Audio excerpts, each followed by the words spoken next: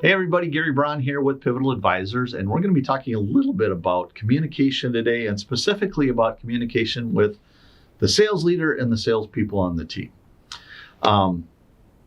This breaks down a lot. Sometimes we see that sales leaders tend to dominate their sales team, and you go into a sales meeting, you've ever been in one of these where we get in there and we start asking questions, it is stone silent. Nobody talks, nobody wants to talk, nobody's going on. There's reasons for that. There's reasons that we don't have this communication that's going on. A healthy sales communication is we should have all team members firing on all cylinders. All ideas are exchanged. The sales leader is soliciting these types of things. When we have that, we have the best ideas in the world and we can execute like crazy. So how do we do this? Let's start with creating effective meetings. If we have the same old sales meeting that we've always had for years and years and nobody's getting any value from that, change it. Let's do something different here. So we like to tell people what the meeting is going to be. Let's have a structure for this meeting. Here's the things that we're going to cover. Specifically today, I want you to come with your thoughts on prospecting or how we differentiate or what the competition is doing or something along those lines. But we have a structure and they know what to expect.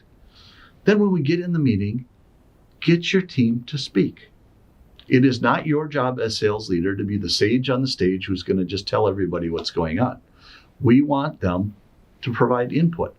So if we just ask a question and everybody looks down at their table or their hands and doesn't do anything, it's our job to say, Bill, what do you think about, how we're prospecting today?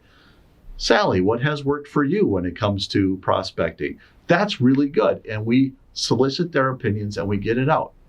Your job as a sales leader is not to give all the answers, it's to facilitate and get them communicating. Sure, there are times where you're going to have to communicate and tell them what's going on too. And I hope that you're doing that with all the context that they need to absorb it correctly and specific action items. But our job is to facilitate and get everybody engaged.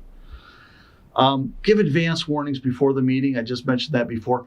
Get specific on the topics that we're going to talk about. So when they come, it's not just, what are we talking about today?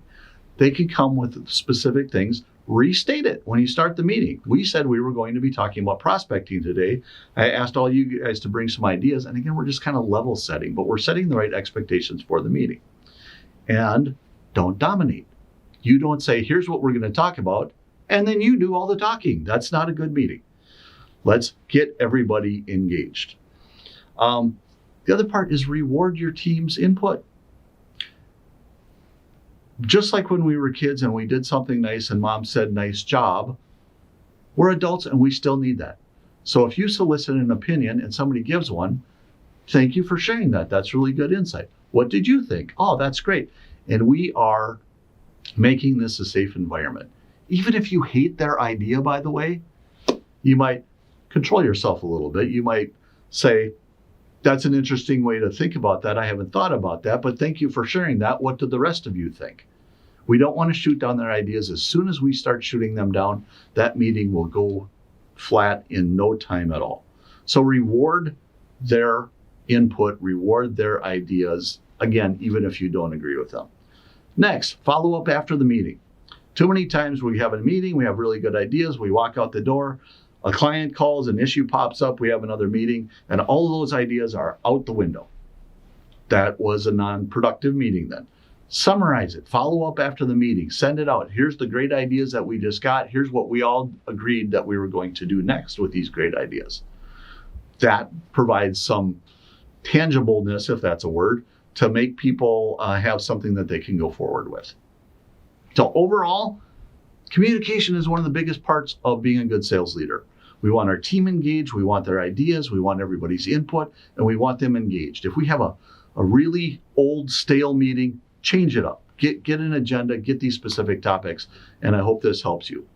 So if you like videos like this, click like, please subscribe to our channel, and I appreciate you watching.